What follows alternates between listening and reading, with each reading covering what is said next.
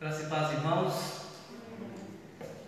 Antes de nós darmos início ao culto que viemos prestar ao nosso Deus, quero apenas, a pedido da SAF, da nossa igreja, convidar as irmãs para o próximo sábado, às 16 horas, haverá a programação da federação da nossa SAF, e essa programação será pelo aplicativo Zoom. Então, certamente a SAF postará antes do início da programação esse aplicativo, esse link, para que as irmãs e até mesmo os irmãos, caso desejarem, possam participar. Então, nós queremos convidar as mulheres da igreja para que participem desse momento, a Federação de SAFs do Presbitério de Pinheiros, e também na ocasião a nossa SAF terá uma participação na programação. E aí nós queremos convidar as irmãs para que participem deste momento. Lembrar aos nossos irmãos que nesta sexta-feira nós começamos o nosso segundo encontro da Fé Reformada. Vai ser às 19 horas, mas vai ser transmitido, não será presencial na sexta-feira, mas no dia 24 será presencial. O culto será realizado, a palestra será realizada às 19 horas. Na sexta vai ser online com o tema A Suficiência de Cristo, e no sábado vai ser presencial com o tema A Inerrância das Escrituras. Então os irmãos estão convidados. No sábado foi desenvolvido um link para a inscrição, apenas para que nós tenhamos o controle de quantidade de pessoas aqui na palestra, no encontro da Fé Reformada. Então, creio que os avisos são esses. Os demais, peço aos irmãos que acompanhem o nosso boletim. Ele foi postado, colocado no grupo da igreja em PDF, e também tem alguns impressos para aqueles que não lidam ainda, não sabem lidar ainda com o PDF, com o aplicativo. Os irmãos podem adquirir também físico, boletim físico, tá? Então, queremos convidar os irmãos para essas programações que ocorrerão no final de semana aqui na nossa igreja. Queremos conhecer o Jamilson e a sua família que nos visitam nessa noite. Meu irmão, Deus te abençoe. Para nós aqui da igreja é uma alegria recebê-los no nosso meio. Nosso desejo é que se sintam muito bem, e sempre que desejarem retornar serão muito bem-vindos, tá bom? Deus abençoe. Irmãos, vamos dar início ao culto que viemos prestar ao nosso Deus, abrindo a palavra do Senhor no Salmo 96. Salmo 96. Salmo 96, essa leitura será feita de forma alternada. Hoje o Senhor nos dá o privilégio de cultuarmos a Ele, de estarmos na sua casa. Louvado seja o nome do Senhor por essa bendita oportunidade. Salmo 96, leitura que será feita de forma alternada. Diz assim a palavra do Senhor: Cantai ao Senhor um cântico novo, cantai ao Senhor todas as terras. Cantai ao Senhor, bendizei seu nome, proclamai a salvação e a nossa. Anunciai entre as nações a sua glória, entre os povos as suas maravilhas. Porque grande é o Senhor e muito digno de ser louvado, temível mais que todos os deuses. Porque todos os deuses dos povos não passam de ídolos, o Senhor, porém, fez os céus. Glória e majestade estão diante dele, força e formosura nos seus santuários. Tributai ao Senhor, ó família dos povos, tributai ao Senhor glória e força. Tributai ao Senhor a glória devida ao seu nome, trazei oferendas e entrai nos seus atos. Adorai o Senhor na beleza da sua santidade. Ele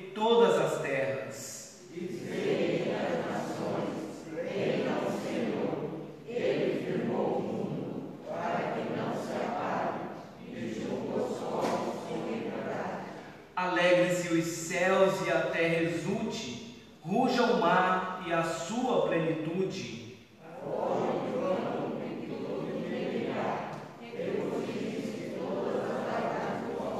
Na presença do Senhor, porque vem julgar a terra, julgará o mundo com justiça e os povos consoante a sua fidelidade.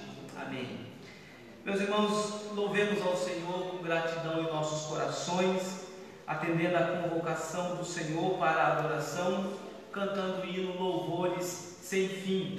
Hino Louvores Sem Fim, para aqueles que nos acompanham pela internet, hino 38 do Inário Novo Cântico. Hino Louvores Sem Fim, aqueles que puderem, eu peço que se coloquem de pé para juntos louvarmos ao Senhor. Hino 38, Louvores Sem Fim.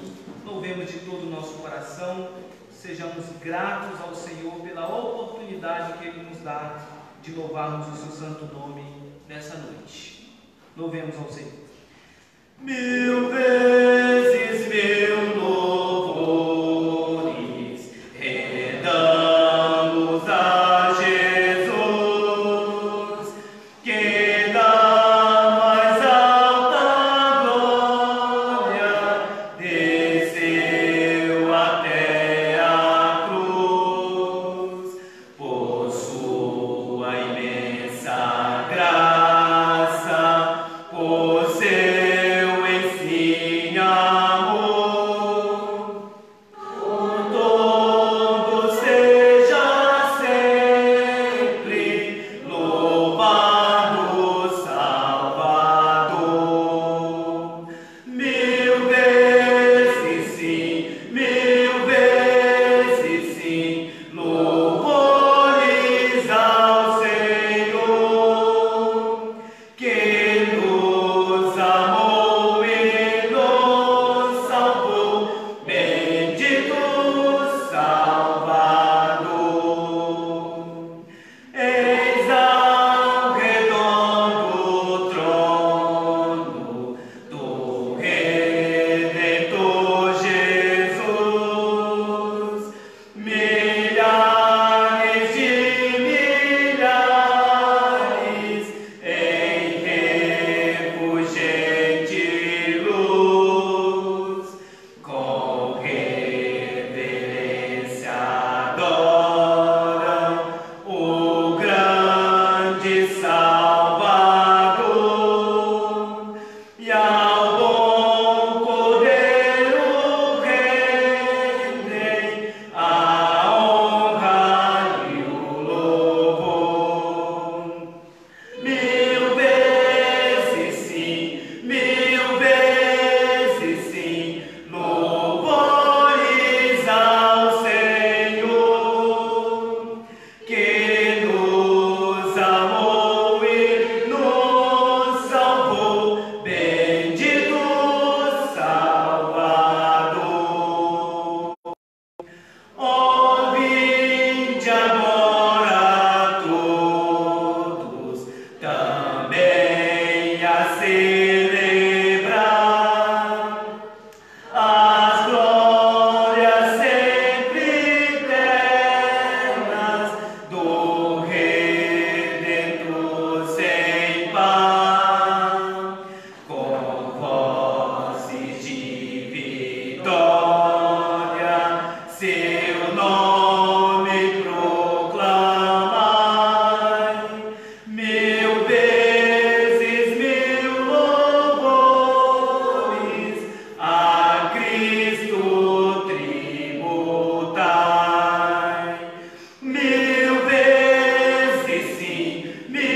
vezes sim, louvores ao Senhor, que nos amou e nos salvou, bendito Salvador.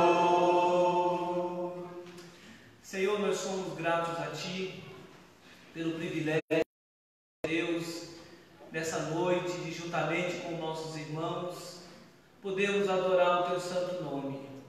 Somos gratos ao Senhor pela oportunidade de de lermos a Tua Palavra, de termos, ó Deus, uma igreja local para nos reunirmos, para juntos, ó Deus, proclamarmos as boas novas de salvação, para juntos agradecermos ao Senhor pelo Teu cuidado, pela salvação que há em Cristo Jesus. Que em nome de Jesus, ó Pai, nós possamos, ó Deus, assim como o salmista, maravilhado pela Tua grandeza, pela Tua fidelidade, pelo Teu cuidado, que constantemente, ó Deus, o nosso coração também seja tomado, ó Deus, de gratidão e de reconhecimento, ó Pai, da Tua direção em nossas vidas. Que em nome de Jesus, o Senhor remova tudo aquilo, ó Deus, que se torne obstáculo à nossa adoração, que o Senhor nos ajude a nos concentrarmos tão somente no culto que viemos prestar ao Senhor nessa noite, e que o Senhor seja exaltado, que esse culto seja aceito, porque nós o fazemos, ó Pai, por intermédio do nosso Senhor e Salvador Jesus Cristo, e é no nome dele que nós oramos agradecidos. Amém. Amém. Os irmãos podem se sentar. Continuemos a leitura da palavra do Senhor na primeira carta do apóstolo João, 1 João capítulo 4. Nós faremos a leitura dos versos 7 até o versículo 21. Também essa leitura será dada. 1 João capítulo 4, versos 7 a 21.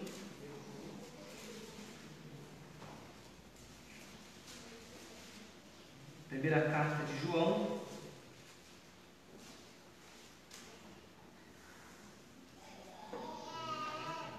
nos diz assim a palavra do Senhor: Amados, amemo-nos uns aos outros, porque o amor procede de Deus.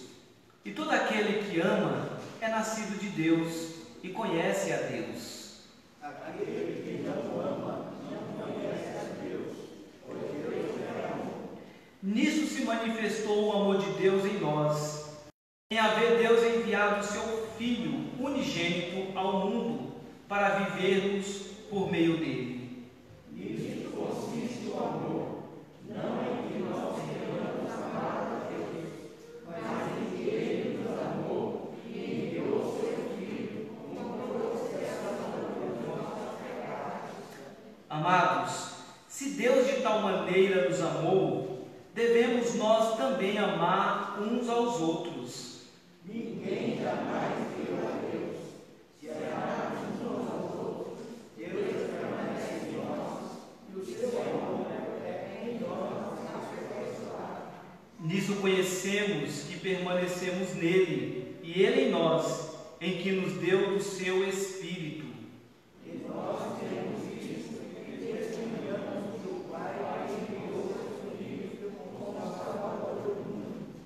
Aquele que confessar que Jesus é o Filho de Deus, Deus permanece nele e ele em Deus. E nós conhecemos e cremos no amor que Deus fez em nós.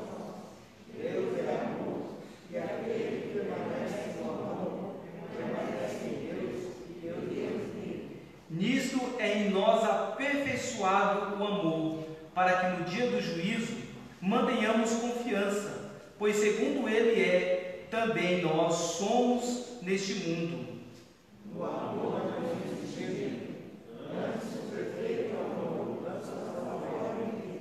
Ora, o medo produz tormento, logo aquele que tem não é aperfeiçoado no amor. Nós amamos porque Ele nos amou primeiro. Se alguém disser, ama a Deus, e odiar seu irmão, é mentiroso, pois aquele que não ama seu irmão, a quem vê, não pode amar a Deus, a quem não vê. Ora, temos da parte dele este mandamento: aquele que ama a Deus, ame também ao seu irmão. Amém.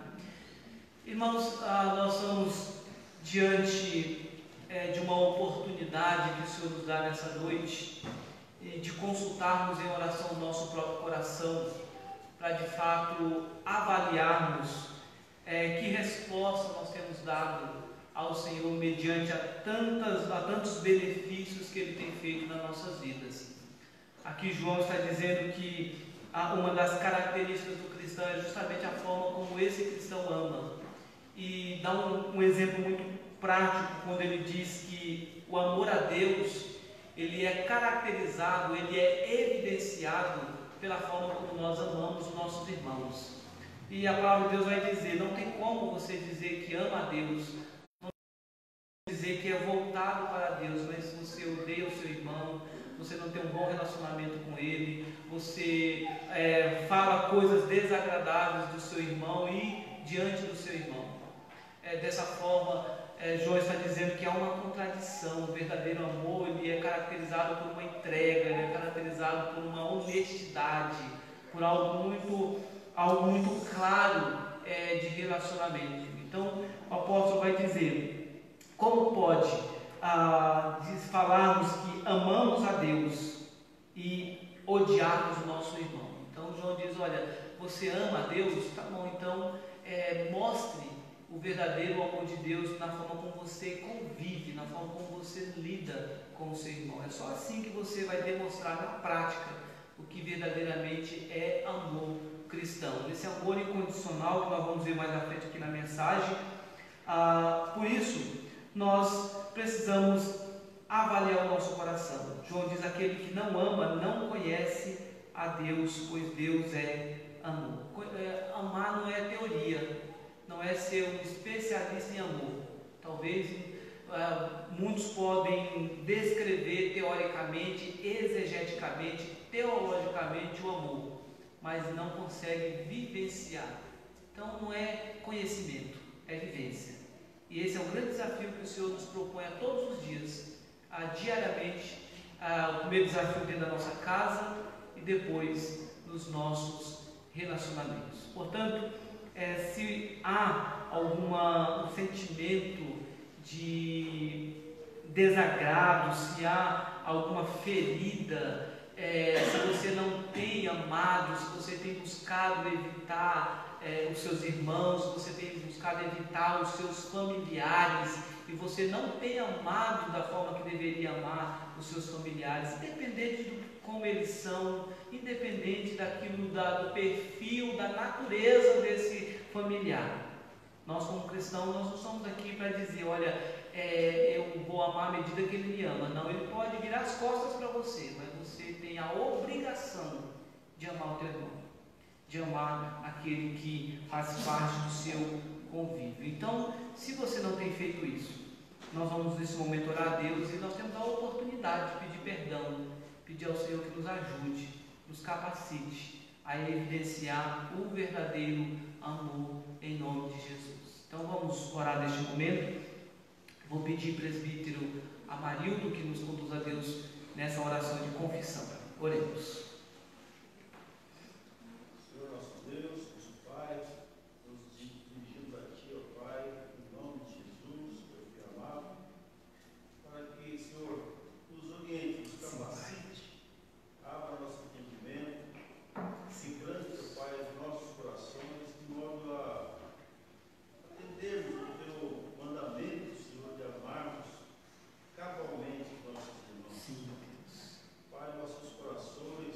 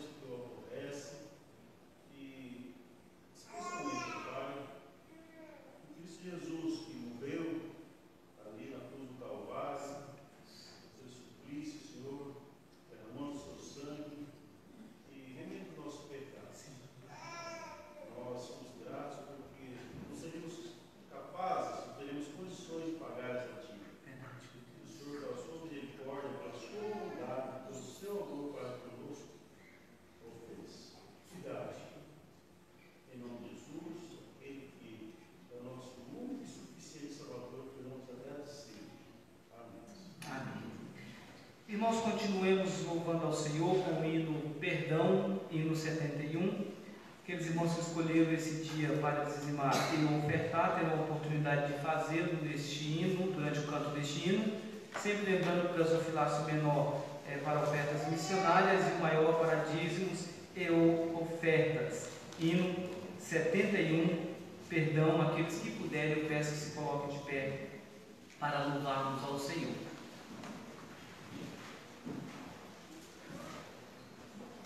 Se sofrimento te causei, ó Deus, se ao meu exemplo fraco tropeçou, se eu não andei nos bons caminhos teus, perdão, Senhor. Se vão e fútil foi o meu falar, se amor ao meu irmão demonstrei, se ao sofredor eu não quis ajudar, perdão, Senhor. Se negligente foi o meu viver, sem me dispor a pelejar por ti, se vir em teu trabalho eu não quis ser, perdão, Senhor. Escuta, ó Deus, a minha oração e vem livrar-me do pecado vil. Renova este pobre coração. Amém, Senhor. Ó Deus, muito obrigado pela oportunidade que o Senhor nos dá, ó Pai, de podermos dizimar e ofertar na Tua casa. Obrigado, ó Deus, pela vida de cada membro dessa igreja, dos congregados, suas famílias. Que o Senhor, ó Deus, permaneça suprindo, cuidando de cada lar, abrindo, ó Deus, as portas de emprego para aqueles que estão desempregados. Pai, que nunca nós percamos, ó Deus, esse reconhecimento de que é o Senhor que tem nos abençoado, de que as provisões do Senhor são contínuas nas nossas vidas, Pai.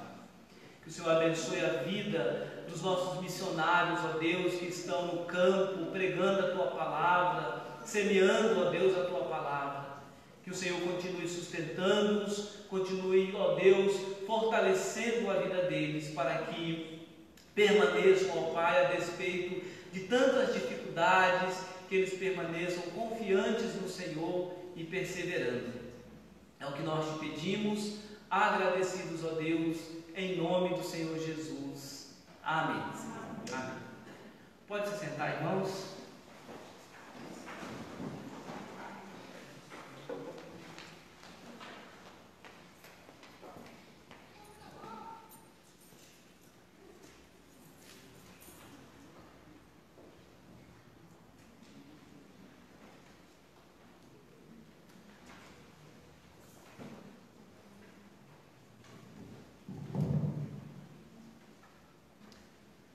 Meus amados irmãos, nesta noite nós temos uma grande alegria, primeiro porque é o dia do Senhor, mas segundo, porque nós temos o privilégio também, em obediência à palavra de Deus, cumprirmos a ordenança do Senhor sobre o batismo.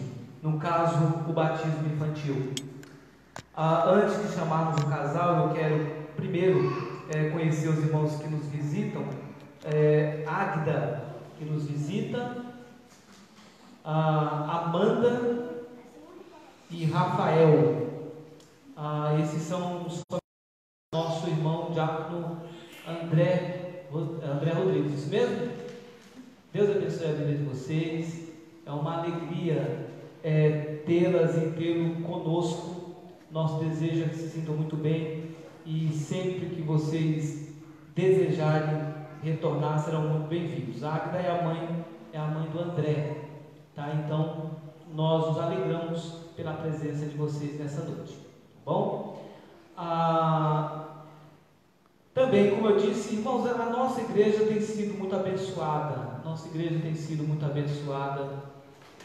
E uma das bênçãos, eu acredito que é um momento muito diferente na vida da nossa igreja, porque, pelo menos não lendo a história da igreja, nunca houve no mesmo ano tantos batismos infantis. E a cada batismo, para mim como pastor, é um momento de muita emoção, de poder compartilhar com os irmãos desse momento alegre. E mais ainda considerando o caso da nossa irmã Vanessa, do nosso irmão Diácono André, nós podemos dizer que a igreja, devido à pandemia, não acompanhou o desenvolvimento, não acompanhou o crescimento da barriga. Nós não tivemos essa oportunidade de acompanhar os irmãos, mas nos alegramos, oramos e continuamos a orar pela vida deles, e certamente esse é um momento muito importante para a família, não só a família sanguínea, mas é um momento muito importante para a família da fé. Essa semana, dia 15, também nasceu a Rafaela, que em breve vai estar conosco aqui também. Está a caminho também o filho do nosso irmão Rony e Roberta. Em breve também a Lúcia. Qual que é o nome, Lúcia? Rafael. Então tem Rafaela e Rafael. Vamos montar uma dupla, né? Então esse é um momento de muita alegria. E quero então convidar o casal, Diácono André Rodrigues, que vem à frente, junto com a nossa irmã Vanessa.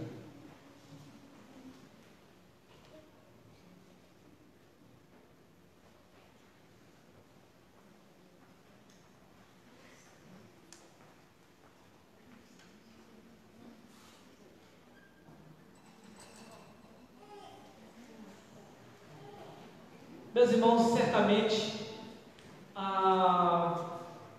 tendo uma trajetória já longa na fé, aquilo que eu vou dizer a vocês é do conhecimento de vocês. Deixa eu descer é do conhecimento de vocês. E creio que, assim como vocês trouxeram, ensinaram, tanto a Ana Júlia como a Ana Carla, ao ponto da Ana Carla fazer a profissão de fé, esse é o mesmo desafio que vocês têm agora com a Ana lá. É claro que cada época o desafio é diferente, e nós precisamos, com a ajuda de Deus, rogar a ajuda do Senhor para nos capacitar para cumprir a tarefa. Sabemos que o batismo, portanto, é um sacramento da nova dispensação instituída pelo nosso Senhor Jesus Cristo. Quando a aspersão com a água em nome do Pai, do Filho e do Espírito Santo é sinal e selo da nossa união com Cristo. Esse privilégio o Senhor não deu apenas aos adultos, mas o Senhor também, tendo misericórdia da nossa geração, da nossa posteridade, conforme a palavra de Deus diz, lá tanto em Gênesis capítulo 17, como em 1 Coríntios, diz que o Senhor, portanto, tendo misericórdia de nós, aprove ao Senhor fazer com que a promessa seja também para os nossos filhos.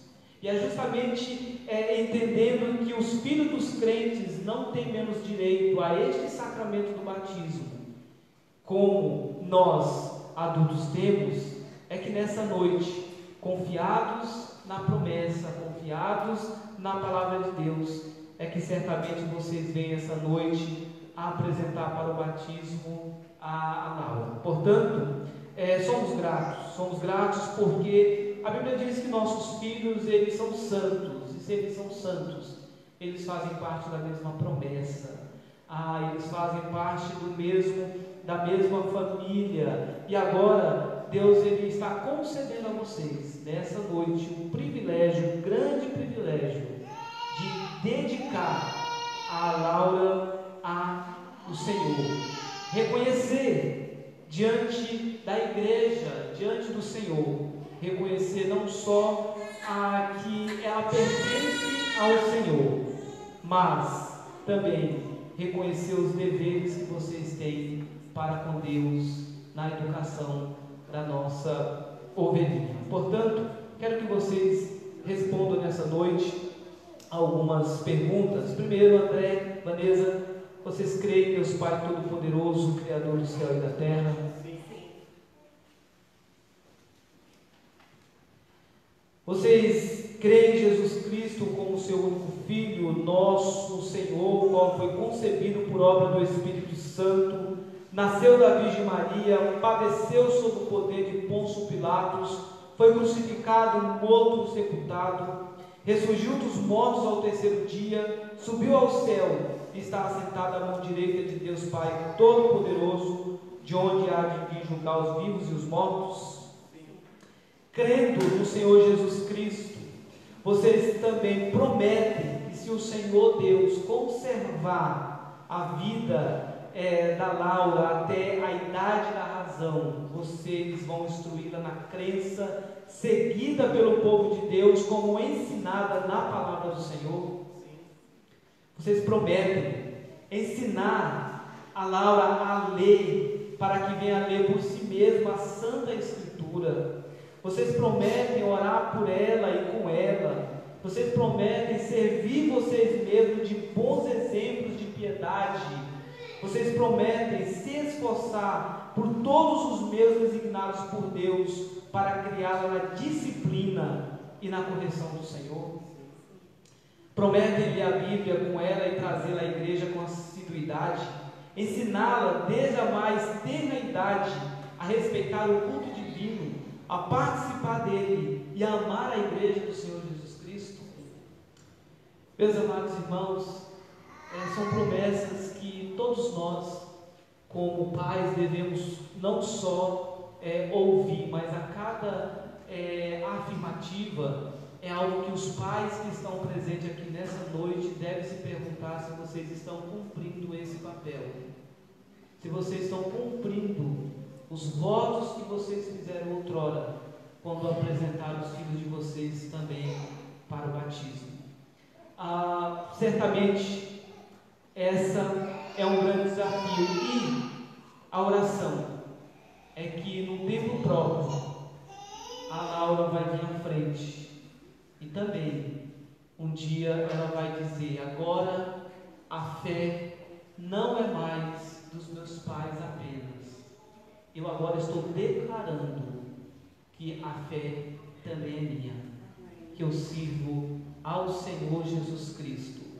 Meus irmãos, o batismo infantil, sendo bíblico, ele tem essas duas fases. Grande desafio, quando os pais aqui assumem, eles prometem diante do Senhor, com a responsabilidade de ensinar os filhos.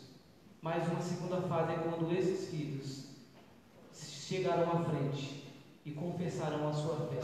Desejo que eu, como pai, tenho de um dia a Alice vir aqui também confessar, e que todos nós, os pais, também temos.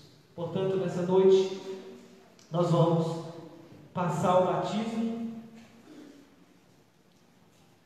Irmãos, o privilégio que nós temos.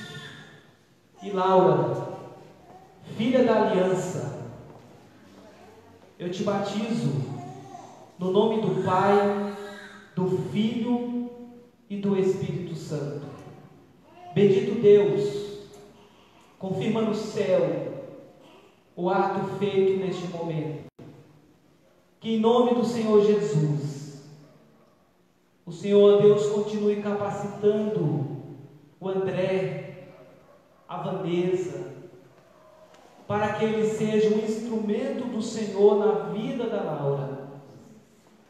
Ela pertence ao Senhor, Pai, e o Senhor dá agora aos teus filhos, ó Deus, o privilégio, a responsabilidade de ensiná-la o caminho em que ela deve andar.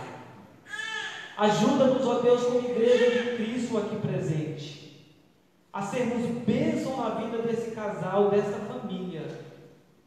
E assim, ó Deus, possamos interceder por eles, possamos interceder pela Laura, e que a cada momento ela cresça em vigor, em estatura e em graça diante do Senhor e diante dos homens. Cuida dos teus filhos, abençoe a tua pequena, é o que nós te pedimos em nome do nosso Senhor e Salvador Jesus Cristo. Amém.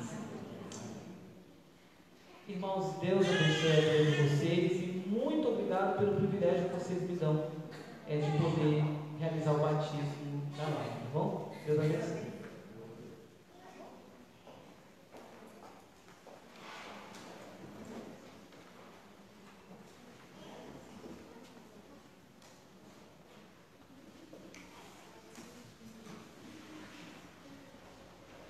Deus seja louvado, irmãos, por essa oportunidade.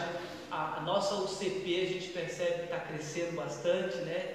Então, logo nós temos uma UCP aí muito forte e louvamos a Deus pelas nossas crianças, louvamos a Deus pelo grande privilégio que nós temos de tê-las conosco, Com certeza, tem pensado numa forma de dar um maior conforto para as mães, para as crianças. Então, em breve, nós vamos estar cuidando dessas questões para ajudar as nossas mães.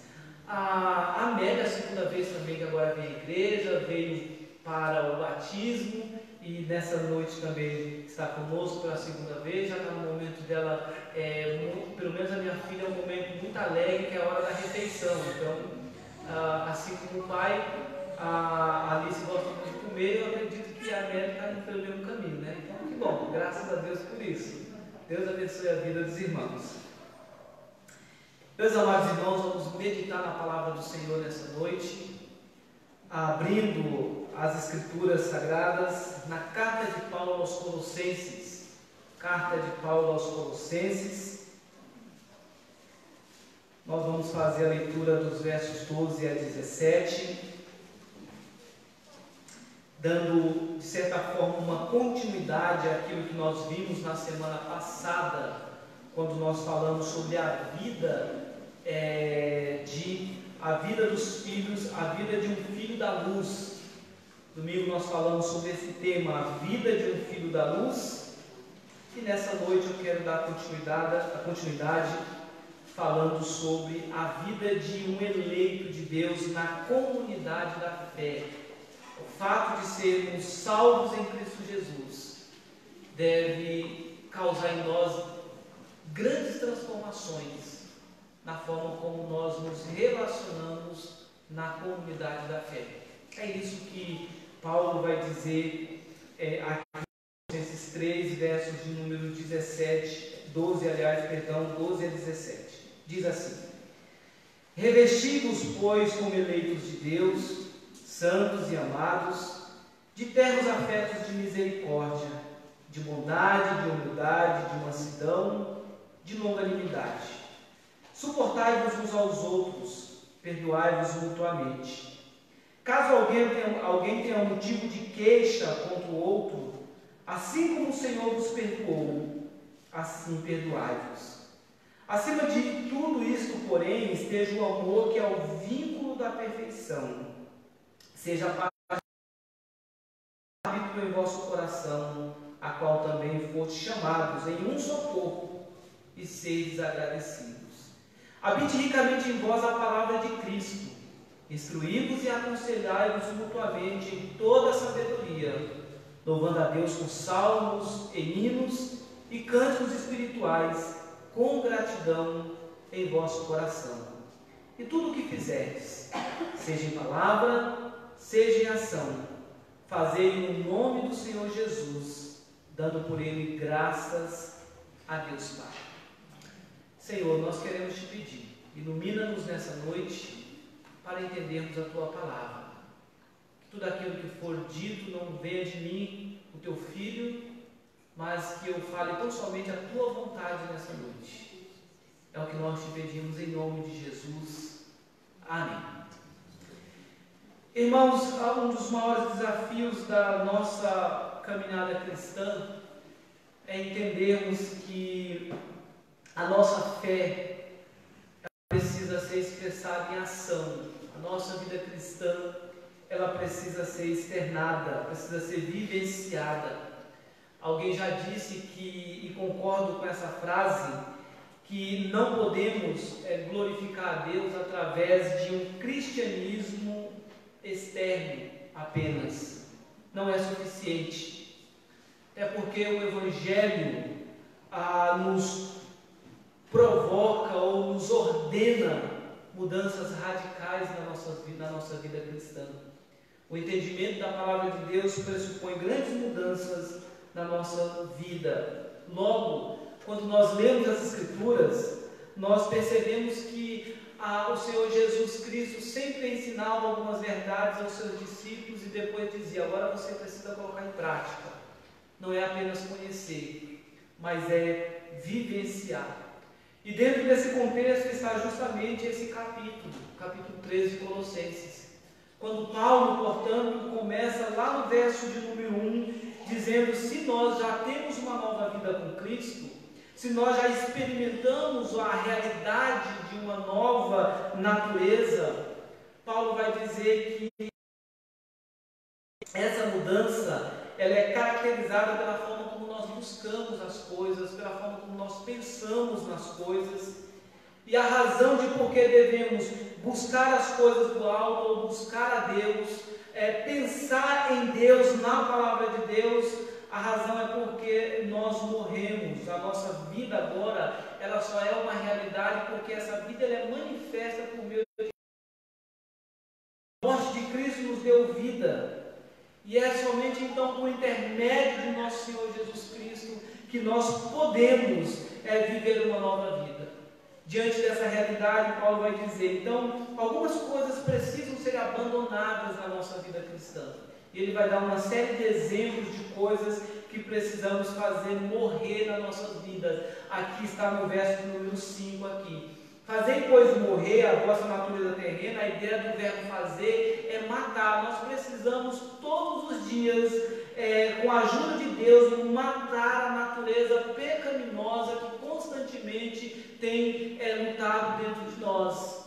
É uma caminhada diária. Ele dá exemplos de coisas nas nossas vidas abandonadas. Precisamos abandonar, precisamos tirar essas coisas das nossas vidas. Diante do tirar essas coisas, agora é preciso, e aí entra na nossa mensagem, você tira tudo aquilo que ele chama de vícios aqui, tudo aquilo que desagrada a Deus, e essas coisas elas precisam ser substituídas. Mas agora a substituição vai ser por coisas que agradam a Deus, vai ser substituído pela palavra de Deus. É isso que ele chama de revestir-nos, ou tire o que desagrada e coloque na sua vida coisa que agrada a Deus. Mas antes de falar daquilo que deve fazer parte da nossa vida cristã, Paulo nos lembra de que nós somos escolhidos por Deus.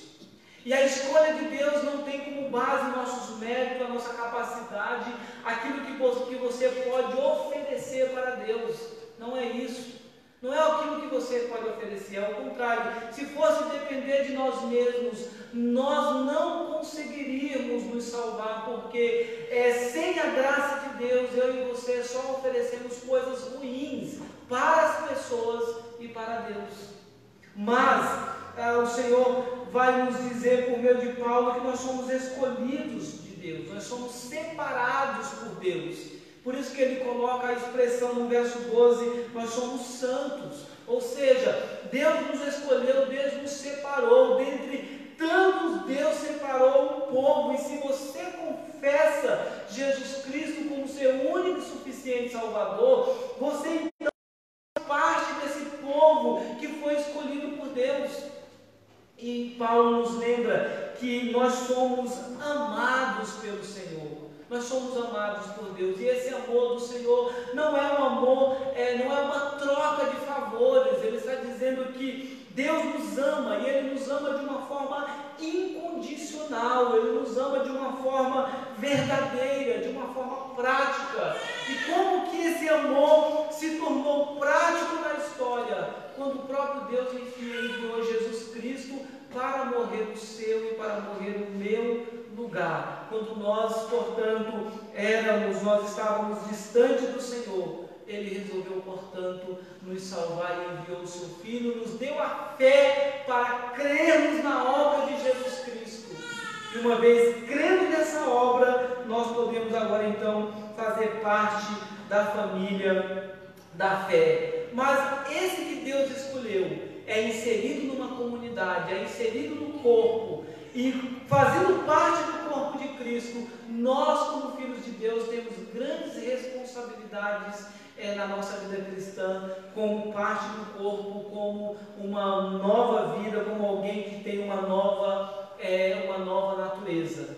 E é esse desafio que eu quero trabalhar com os irmãos, meditar essa noite. Como viver a nova vida, considerando que eu e você, nós somos separados, nós somos amados por Deus, Deus nos ama, Deus nos salvou, Deus tem sido bondoso para conosco, Deus tem cuidado de nós. Então, que resposta o Senhor quer de nós como seus filhos? E aí Paulo vai dizer que o Senhor quer que nós, no convívio diário, nós possamos então evidenciar o fruto do Espírito mutuamente na nossa vida cristã. Essa é a primeira verdade que ele vai dizer no verso de número 12. Ele vai dizer: revesti-vos, pois, como eleitos de Deus, santos e amados, de ternos afetos de misericórdia, de bondade, humildade, mansidão e de longanimidade. Logo, Paulo está dizendo que o cristão ele deve evidenciar, buscar evidenciar na sua vida, dia após dia, o fruto do Espírito. E Paulo dá alguns exemplos de coisas que devem fazer parte da nossa vida cristã, que devem fazer parte da nossa trajetória. E à medida que nós olhamos para essas coisas, nós temos a oportunidade de refletirmos se essas coisas têm feito parte das nossas vidas, se nós temos tido esse fruto, ou se ainda esse fruto é uma dificuldade na nossa caminhada cristã. Portanto, ele vai destacar misericórdia, humildade, mansidão, ser manso uns para com os outros. Nós sabemos que a palavra misericórdia aqui significa coração na miséria, coração na condição miserável do outro. Irmãos, Paulo nos lembra que a nossa eleição, o fato de Deus nos escolher, o Senhor dá a nós que somos escolhidos uma grande responsabilidade, porque ser cristão, confessar o Senhor Jesus Cristo como o único e suficiente Salvador, pressupõe que eu vou evidenciar essa nova vida diariamente na minha trajetória. Não tem como declararmos que pertencemos exclusivamente a Cristo e não temos pelo menos um ou dois do fruto do Espírito na nossa vida.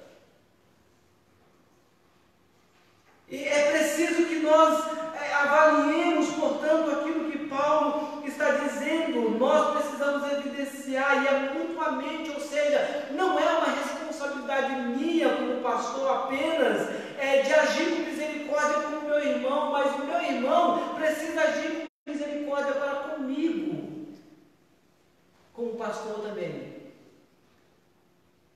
Olharmos para, à medida que nos relacionamos com nossos irmãos, termos um ânimo longo. A ideia de longanimidade aqui é isso, termos um ânimo longo, termos paciência com o outro. Veja, meus irmãos, que Paulo vai dizer que é necessário, portanto, se vestir, é necessário, portanto, que essas coisas sejam uma realidade na nossa vida. Esse verbo revestir aqui é importante, é fundamental para a compreensão do texto. Isso porque Paulo, primeiramente, quer mostrar aqui, exatamente pelo fato de eu pertencer ao Senhor, é que eu devo evidenciar essas qualidades, essas características, na medida que eu convivo com o meu irmão. Não é uma possibilidade. Veja, o que Paulo está colocando aqui não é, olha, irmãos, uma vez que vocês confessam o Senhor Jesus Cristo, vejam bem, vocês podem, se vocês quiserem, buscar mansidão, vocês podem, se vocês quiserem, buscar uma vida de bondade, de humildade, de longanimidade. Não é uma possibilidade, é uma condição. Ele está dizendo, uma vez que nós fomos salvos, é uma condição, é um imperativo que nós busquemos evidenciar essas virtudes na nossa vida cristã. Se nós não a temos, precisamos em oração buscarmos ter essas virtudes na nossa vida cristã, irmãos. Quando falamos de mansidão, eu pergunto, que você reflita nessa noite, será que dessas que ele citou aqui, quais você tem, quais são suas dificuldades, você consegue vivenciar a humildade? Humildade não é você dizer, olha, pode pisar em mim, não é isso. Humildade é reconhecimento, é você reconhecer quando você está errado, é você se saber quando ser corrigido, é você saber conversar, é você reconhecer as suas falhas. Isso é humildade. É de fato você saber das suas limitações. Então veja, Paulo está dizendo, é preciso ter humildade e bondade, ser bondoso. Uma sociedade que prega o individualismo, prega o distanciamento, a cada dia que passa as pessoas estão ficando mais frias, mais secas, mais indiferentes para com o outro, para com a realidade do outro. Nós somos lembrados e ordenados aqui a vivenciar a bondade, a sermos bondosos. Se nós não temos essas coisas, aí você diz, olha, eu não quero saber, eu não tenho, eu sou assim mesmo. Eu acredito que você então precisa rever a sua vida cristã. Se você não tem nada disso, você não tem nada dos frutos do Espírito, eu vou mais além, precisa rever a conversão. Porque é preciso evidenciar. E Paulo continua agora usando um exemplo prático. Ele diz que o escolhido de Deus, ele tem como grande desafio suportar o seu irmão. E a ideia de suportar, nós sabemos muito bem, não é apenas de dizer, olha, eu vou tolerar você, não é isso apenas. É além de você suportar o teu irmão, você ser um apoio para ele. Você ser alguém que auxilia, ser um suporte na vida dele, quando ele precisar, quando ele necessitar.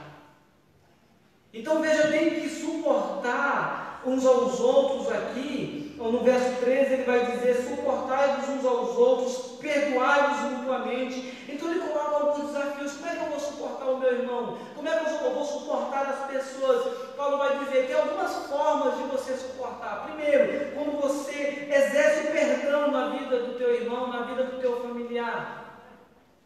Não tem como você dizer, eu suporto ele, mas eu não quero conversar. Isso não é suportar. Não adianta você dizer, olha, eu suporto o meu irmão, eu suporto o meu parente, mas eu não o perdoo. Isso não é suportar. Isso não é suportar. Muitos dos problemas e conflitos que existem dentro dos lares e nas famílias é porque falta o exercício do perdão dentro da casa. Filhos que não perdoam o pai que não perdoam filhos, maridos que não perdoam esposas, esposas que não perdoam maridos. Quando na verdade a caminhada cristã, Paulo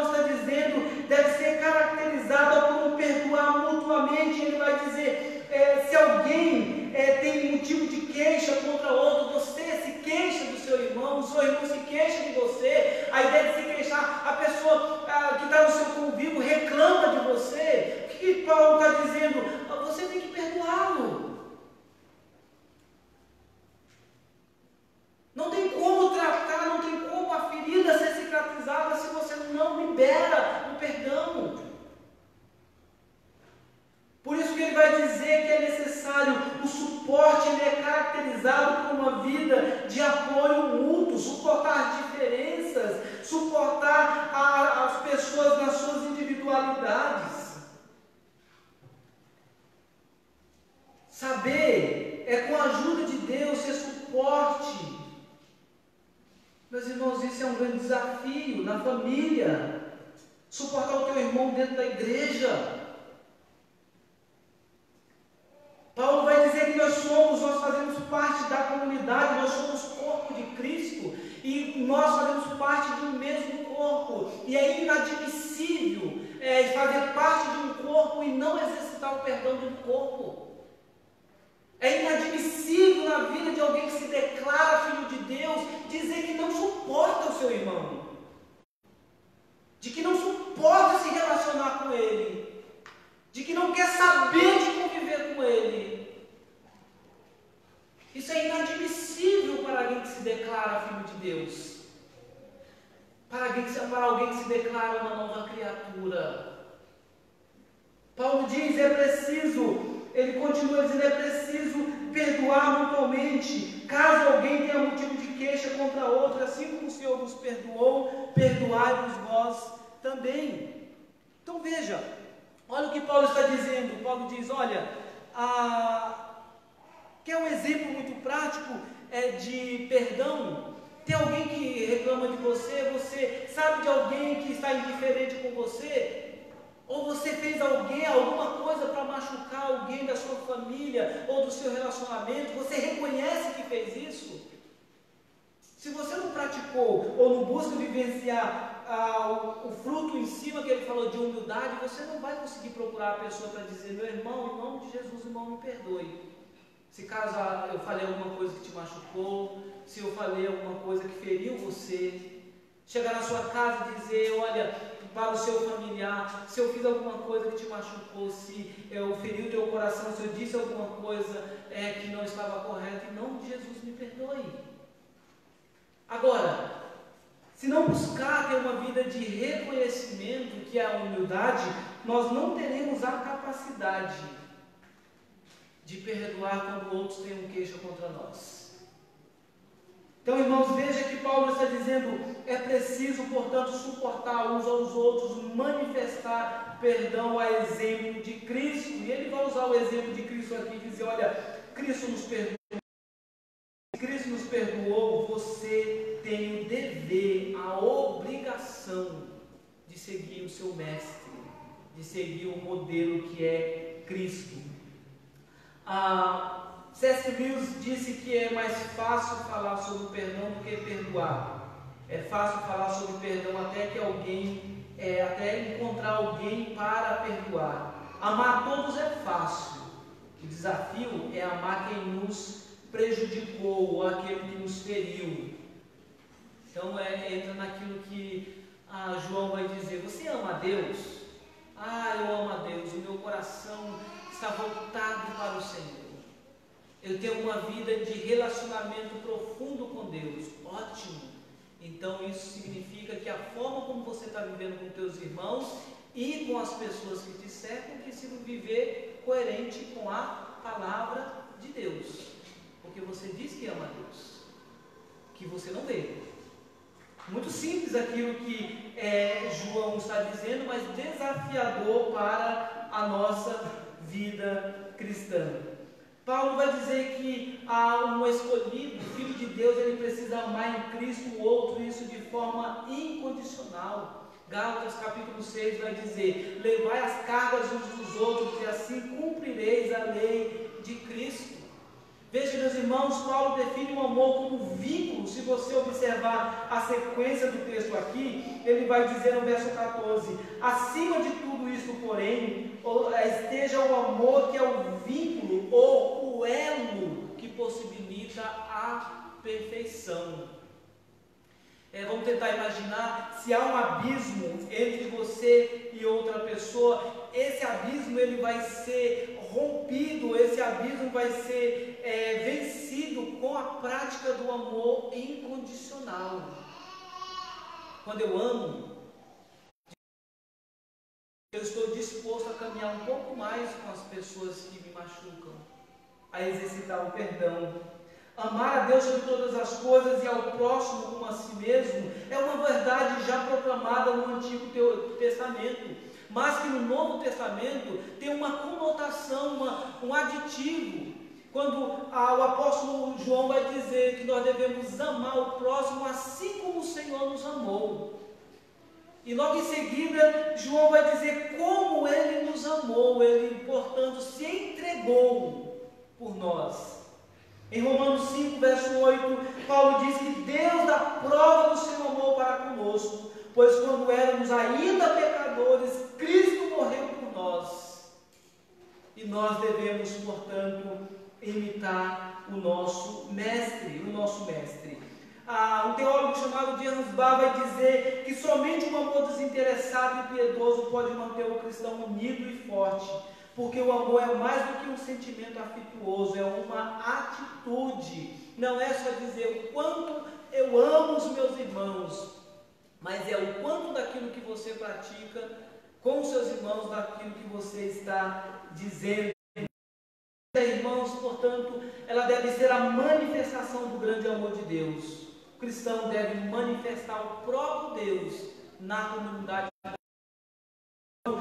Os pecadores adentrarem o templo, quando as pessoas se depararem conosco como filho de Deus, essas pessoas então serão impactadas, porque elas verão em nós a forma como nós nos relacionamos em comunidade, pela forma como nós vivemos em comunidade. Essas pessoas serão impactadas pela nossa forma de viver. E ao invés de se afastarem de Cristo, elas se aproximarão cada vez mais de Cristo, porque enxergam em nós a luz do Salvador.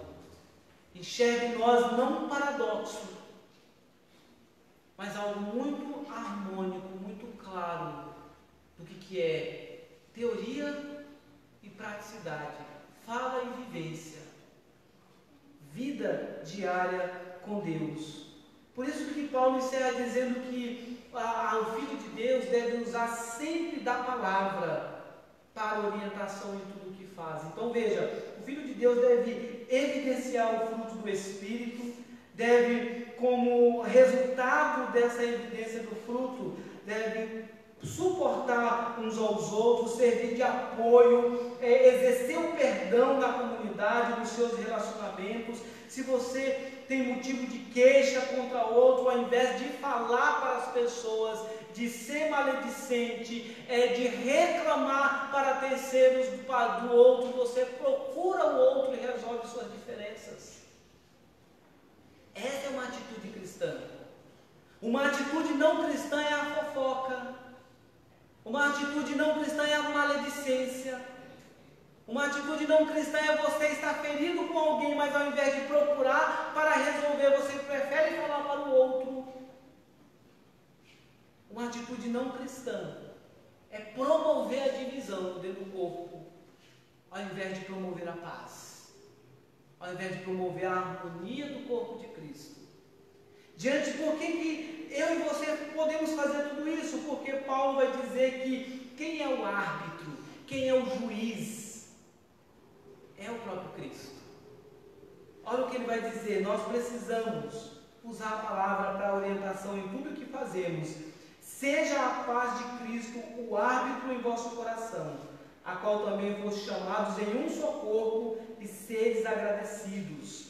Habite ricamente em vós a palavra de Cristo, instruí-vos e aconselhá-vos mutuamente em toda a sabedoria, louvando a Deus com salmos e hinos e cânticos espirituais, com gratidão em vosso coração. E tudo o que fizerdes, não é só alguma coisa, tudo o que fizerdes, seja em palavra, seja em ação, seja fazer em nome do Senhor Jesus, dando por Ele graças a Deus, Pai. Então veja que Paulo está dizendo, o Filho de Deus, ele deve, portanto, primeiro, fazer com que Cristo seja de fato o centro da sua vida. Então quando ele quer de fato resolver um problema, ele vai para a palavra de Deus e não resolve por si mesmo, porque Cristo é o árbitro, é o juiz. Irmãos, um dos grandes pilares da reforma protestante foi o sola, ou sola escritura, somente as escrituras.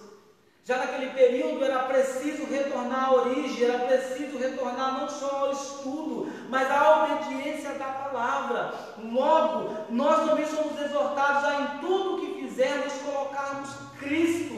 O Verbo é no centro das nossas vidas. Um lar que tem a paz de Cristo, que coloca Cristo como centro, deve ser um lar equilibrado, um lar de comunhão. Como irmãos, somos ordenados a colocar Cristo nos nossos relacionamentos, para que esses relacionamentos tenham um verdadeiro equilíbrio, para que possamos experimentar a verdadeira comunhão, até porque quem comanda a nossa vida é Cristo.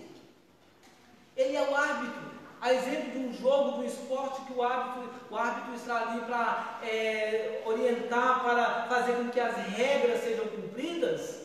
Cristo é o árbitro, Ele é aquele que está nas nossas vidas para nos capacitar para cumprir a vontade do Pai, a vontade de Deus. Logo, as nossas atitudes devem apontar para Cristo. A palavra do Senhor nos diz no Salmo 119, verso 105, lâmpada para os meus pés é a tua palavra e luz para os meus caminhos. É a palavra de Deus que é lâmpada, é a palavra de Deus que é luz, é a palavra de Deus que nos orienta, é a palavra de Deus que nos conduz. Logo, Paulo está dizendo, tudo que você fizer, seja falando ou simplesmente vivendo, que seja para a glória de Deus, que seja para o louvor do Senhor. Ele diz, e tudo o que fizer, seja em palavra, seja em ação, fazei em nome do Senhor Jesus, dando por Ele graças a Deus Pai. No verso anterior, parte final do verso 15, ele vai dizer, você e eu fomos chamados em um só corpo. Você não chamou para ficar isolado. Deus não nos chamou para ficarmos isolados. Deus não vai dizer, eu faço parte do corpo de Cristo, mas eu não quero saber do corpo de forma alguma. Se Ele te escolheu, se Ele te salvou, é para você fazer parte do corpo. E fazer parte do corpo pressupõe relacionamento, pressupõe vida de comunhão, vivência com a comunidade da fé.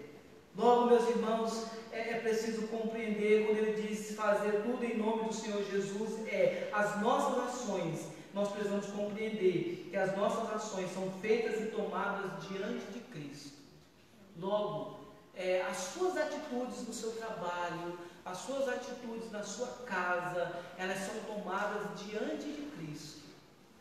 E se as suas atitudes não são tomadas de uma forma que agrade a Deus, você tem tomado uma atitude que envergonha a Cristo. Longe das pessoas, sim, nós estamos no dia a dia, mas constantemente vigiados por aquele que sonda os corações, por aquele que conhece o nosso coração, para aquele que está atento constantemente à nossa própria vida.